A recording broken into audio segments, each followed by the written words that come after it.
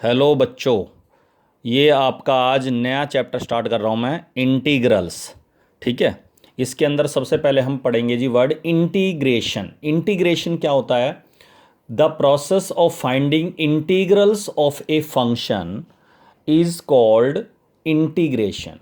मतलब जिस तरीके से हम किसी भी फंक्शन का, जिस प्रोसेस से हम किसी फंक्शन का इंटीग्रल फाइंड करेंगे उसको हम इंटीग्रेशन कहते हैं। और इंटीग्रल का मतलब होता है एंटी डेरिवेटिव। क्लियर है? इसको हम यूं भी कह सकते हैं, it is the inverse process of differentiation. Inverse process of differentiation क्यों? जैसे अगर हम डेरिवेटिव करते हैं एक्स क्यूब का विद रिस्पेक्ट टू एक्स, तो आप सबको पता है 3x² होता है। तो ये जो 3x² है, this is the rate of change in x cube with respect to x. मतलब ये रेट ऑफ चेंज को रिप्रेजेंट कर रहा है। तो अगर किसी फंक्शन का हमें रेट ऑफ चेंज गिवन हो और हमें ये फाइंड करना हो कि ये रेट ऑफ चेंज किस फंक्शन का है, तो हम उसका इंटीग्रल फाइंड करेंगे। तो एक्स क्यूब का तो डेरिवेटिव या रेट ऑफ चेंज 3x² है, और 3x² का जो इंटीग्रल है दैट इज एक्स क्यूब। इसीलिए इसको हम बोलते हैं inverse process of differentiation. Clear है? ये आपके इंटीग्रेशन को ऐसे लिखते हैं, ये इंटीग्रेशन सिंबल हो गया, ये एफ एक्स इंटीग्रैंड हो गया, डी एक्स ऑपरेटर हो गया, एफ एक्स इंटीग्रल हो गया जो हमें फाइंड करना होता है, और C is the constant of integration. C क्यों लिखते हैं? हर एक क्वेश्चन में जब इंटीग्रेट करेंगे सी लिखते हैं। उसका रीजन है, अगर मैं एक्स क्यूब प्लस 1 को इंटीग्रेट करूंगा तो भी 3x² आएगा, क्योंकि 1 का 0 हो जाएगा, कांस्टेंट है, प्लस में 1 है। तो अगर प्लस 2 का करूंगा तो भी डेरिवेटिव यही आएगा। एक्स क्यूब प्लस 3 का डेरिवेटिव करूंगा तो भी यही आएगा। एक्स क्यूब प्लस 5 का डेरिवेटिव करूँगा तो भी यही आएगा। इसका मतलब बहुत सारे फंक्शन ऐसे होंगे जिनका डेरिवेटिव 3x² आएगा। तो इसका मतलब ये हो गया कि 3x² को इंटीग्रेट करके खाली एक्स क्यूब नहीं आएगा, बहुत सारे फंक्शन हो सकते हैं जो इसको इंटीग्रेट करके आ सकते हैं, जैसे x cube plus 1, x cube plus 2, x cube plus 5, x cube plus 10। ठीक है ना? तो वो जो प्लस सी है, कांस्टेंट है, उसको हमेशा सी लिखना है। सी मतलब सभी कांस्टेंट को रिप्रेजेंट करेगा। C is the constant of integration. Clear है? इसके फॉर्मूले देखो अब। सबसे पहले अगर मुझे x की पावर n को इंटीग्रेट करना है विद रिस्पेक्ट टू x, ये dx होता है, इस हर एक को फंक्शन में लिखेंगे जिस वेरिएबल के रिस्पेक्ट में इंटीग्रेट करते हैं तब लिखते हैं। अगर यहाँ t का फंक्शन t में है तो dt लिखेंगे, फंक्शन u में है तो du लिखेंगे, फंक्शन y में तो dy लिखेंगे, फंक्शन x में तो dx लिखेंगे। x की पावर n का हो गया जी, x की पावर n+1, पावर में एक जोड़ते हैं, उसी जो नई पावर आई है उसी से डिवाइड करते हैं प्लस सी। मतलब डेरिवेटिव में तो क्या करते थे, मल्टीप्लाई करके एक कम करते थे power n-1, n into n-1। इसमें पावर बढ़ा के उससे डिवाइड करेंगे। ठीक है? इसी तरह किसी कांस्टेंट को इंटीग्रेट करना है तो उसका इंटीग्रल होता है जी kx प्लस सी।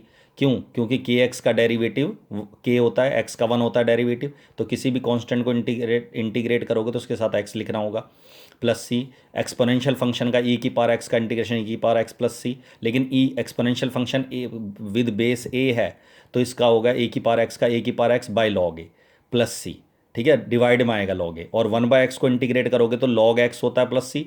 अगर हमें x कन्फर्म है, ये लिख दे कि ये x पॉजिटिव है, तो फिर तो ये मोड लगाने की जरूरत नहीं है। लेकिन हमें इस x के बारे में पता नहीं है ये पॉजिटिव वैल्यू है या नेगेटिव है, तो इसका मतलब इस x को हमेशा मोड में लिखना है, कि मॉडुलस में लिखना है। वो ऐसा इसलिए है क्योंकि हमें पता है कि लॉगरिथम लॉग फंक्शन जो होता है वो तभी डिफाइन होता है जब x 0 से बड़ा होता है, नेगेटिव नहीं होना चाहिए, 0 से बड़ा होना चाहिए, इसीलिए इसको मोड के ऊपर लिखते हैं। ठीक है? अभी जैसे इन्हीं एग्जांपल के 2, अगर मैं x की पावर 4 को इंटीग्रेट करूँगा विद रिस्पेक्ट टू x, तो सबको पता है x की पावर 5, एक पावर में एक जोड़ेंगे उसी से डिवाइड प्लस सी।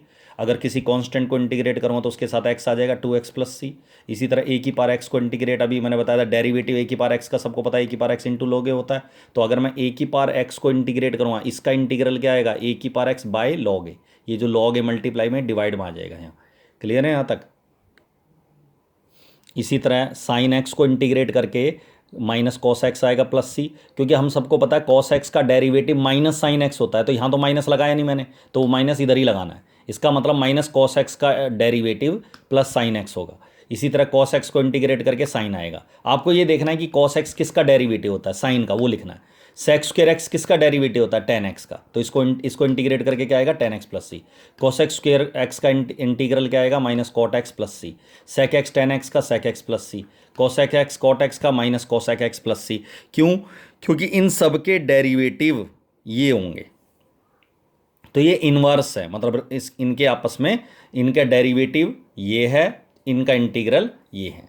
ठीक है। इसी तरह 4 फंक्शन बच गए। हमने देखा ट्रिग्नोमेट्रिक फंक्शन में cosec square, cosec x, cot x तक कर दिया हमने, सबका कर दिया। जो डेरिवेटिव होते हैं sine cos tan cot sec cosec के, सारे डेरिवेटिव यहाँ लिख दिए मैंने और उनको इंटीग्रेट करके ये आंसर आ गए sine cos tan cot sec cosec वगैरह में। बस ये फर्क है कि इधर मैं माइनस नहीं लगा रहा तो माइनस इधर आएगा।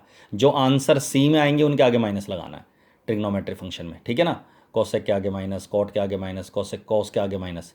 अब आता है sine tan cot sec cosec. ये 4 ट्रिग्नोमेट्रिक फंक्शन है जिनका ऐसा कोई डायरेक्ट फॉर्मूला डेरिवेटिव में नहीं होता, जिनका derivative tan x, cot x, sec x, cosec x होता हो। इसलिए इन चारों का इंटीग्रल जो होगा वो लॉग में आएगा, अलग से याद रखना है। तो टैन एक्स को इंटीग्रेट करोगे तो आएगा जी minus log of cos x plus C, cos x को मोड में लिखना है, या फिर log of sec x plus C. क्यों?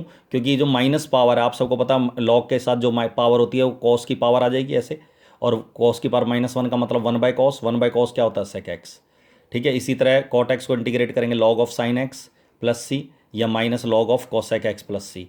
इसी तरह सेक एक्स को इंटीग्रेट करेंगे log of sec x plus tan x plus C.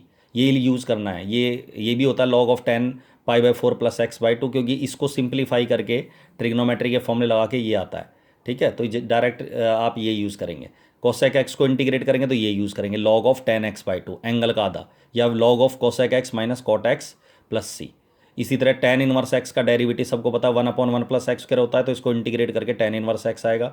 इसी तरह साइन इनवर्स एक्स का डेरिवेटिव ये होता है 1/√1 - x², तो इसको इंटीग्रेट करके साइन इनवर्स एक्स प्लस सी आएगा। और 1/x × √x² - 1 का इंटीग्रल आएगा जी sec² x प्लस सी। तो ये आपके अलजेब्रिक फंक्शन, एक्सपोनेंशियल फंक्शन, ठीक है, ट्रिग्नोमेट्रिक फंक्शन, इनवर्स फंक्शन से रिलेटेड, ठीक है। इनवर्स फंक्शन का तो इंटीग्रल बाय पार्ट से होगा। मैंने ऐसे कोई फॉर्मूले नहीं लिखवाए कि जिसमें साइन इनवर्स एक्स का क्या फॉर्मूला होता है इंटीग्रेट करके, साइन इनवर्स एक्स का इंटीग्रल क्या होता है, तो वो हम बाय पार्ट से आगे जाके पढ़ेंगे, ठीक है। फिलहाल फॉर्मूले नहीं होते उनके, तो इनके रेसिप्रोकल होते हैं, ठीक है। जैसे कुछ क्वेश्चंस देखिए, 3x + 2 को इंटीग्रेट करना है। अब आपकी बुक्स में कई बार क्या है, जो शुरुआत के क्वेश्चन है उनमें क्या कर रखा है, 3x को अलग इंटीग्रेट कर रखा है, 3x के आगे अलग इंटीग्रेशन साइन लगा के dx लिखा हुआ है, 2 के आगे अलग लिखा हुआ है dx।